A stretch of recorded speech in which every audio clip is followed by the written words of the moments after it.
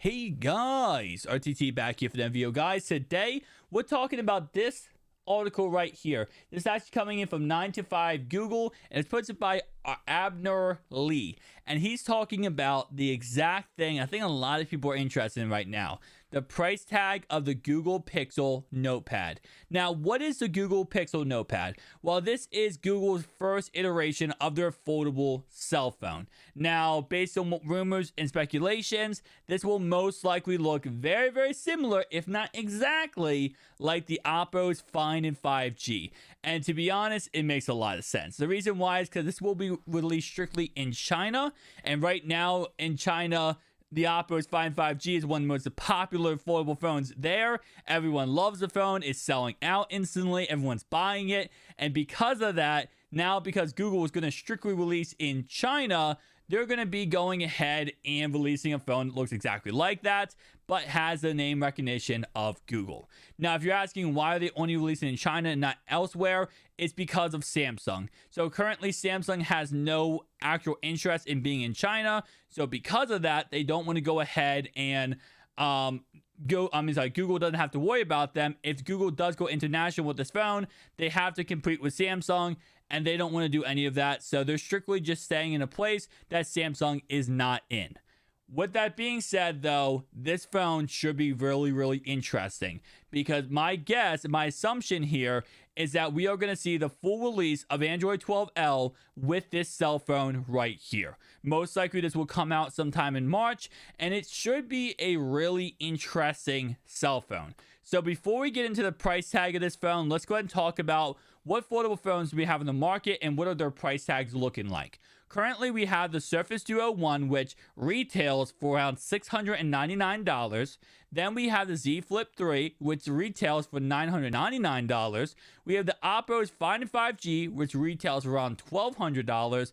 We have the Surface Duo 2, which retails for $1,500. And obviously the Z Fold 3, which retails for $1,799.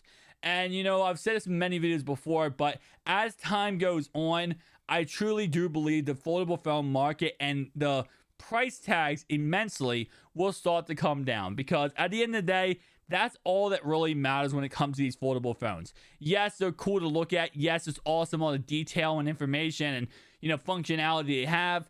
But at the end of the day, all that truly matters is what is this price tag of this phone? Is this price tag of this phone going to be $2,000, $1,500, $1,000. Is the reason why the Z Flip 3 was one of the most sold phones of any foldable phone on the market ever. And the reason why is because Samsung came out with a phone that was $1,000. $1,000 for that flippable phone. And a phone that, if you are just getting into the foldable phone market, that's actually a reasonable price, especially when you look at some flagship cell phones, the Galaxy S21, Galaxy S22, $1,200, $1,300. At $1,000, you can get a foldable phone. A lot of people love that concept. Oppo's really made waves when they came out with their Find and 5G at $1,200. A lot of people say, whoa, timeout, that's a really great price for this item. With that being said, let's talk about the price tag of this phone right here. Because again, like I said, it's only going to be strictly released in China, but the price tag is $1,399. Now, in my opinion, that's an amazing price tag. The reason why I say that is because, first off, it's most likely going to come out with Android 12L, which is going to be optimized for the phone and push it beyond what it is right now. I believe right now the Oppo's Find 5G is Android 11. I'm not sure if they're going to get the rights to give Android 12L on it. That should be interesting how that, debacle is going to go, because they're going to have to work out some kind of deal with Google to get some money there to actually get that a little bit higher.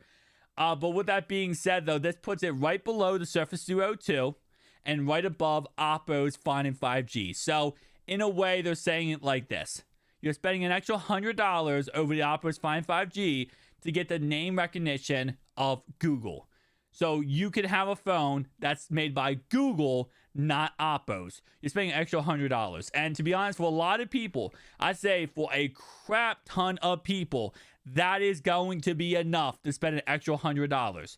Now, we do not know the storage options at this moment in time.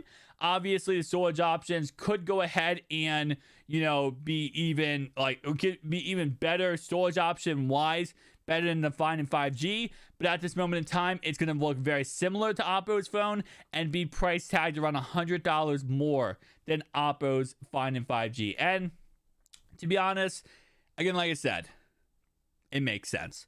But am I excited for this phone? Because Oppo's, they came out with their phone, and yes, it's an amazing phone, creaseless display, a lot of cool features. But will this phone really live up to that hype and success of the Oppo's phone? And what can they do to actually make sure that that does happen? Well, number one, don't break what isn't broken. Don't fix what isn't broken, was what I meant to say. Because at the end of the day, if you really break it down, Oppo's phone is absolutely perfect. There's not much issue people have said. The only issues people have said about the Find 5G is the no water resistance. Also, that the battery life is good, but not perfect. And of course, the cameras are a little drawn out.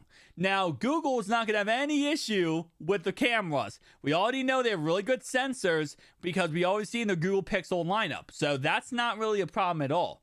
Now, Android 12L is going to absolutely blow it out the water and really put it to that next level optimization. So that's a good thing. Now, for water resistance, that's something that, again, they're not going to have an issue with, because Samsung has already perfected water resistance on foldable cell phones. And again, like I said, the reason why they're not going international, they don't want to go against Samsung, and they do have partnerships with Samsung. They actually have a contract right now that they signed around a year and a half ago talking about them working on foldable phones together. Isn't that kind of a coincidence how they don't want to go against Samsung because they have a partnership with them about creating these cell phones? And yes, Samsung has absolutely mastered the concept of having a waterproof cell phone like the IPX8 of the Galaxy Z Fold 3. And by the way, if you guys are wondering how that works, pretty much instead of having it like, a cell phone that has all the gaps and stuff covered, and those actually for like iPhones, for example, the reason why they get water resistance is because they have a rubber thing around the inside so the water can't get in.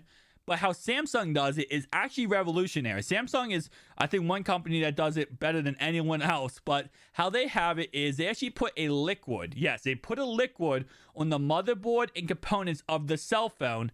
And it actually solidifies around those components. So if water does get in, it won't destroy those components. It's an absolutely genius and amazing design. The reason why is because, again, these foldable cell phones have so many gaps, so many nooks and crannies. You can't really cover everything by just having rubber around the whole entire thing. You'd make this phone very, very thick. So because of that, they have the liquid that goes over the components. It's a really genius idea by Samsung.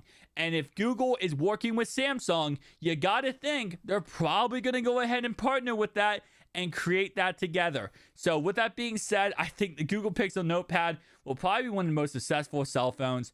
And, will it go worldwide? Will eventually, it get shipped out internationally? I really hope so. I truly do hope so, because I think a lot of people would pick up this phone. Thank you guys for watching. I'll see you guys in the next one. Peace out.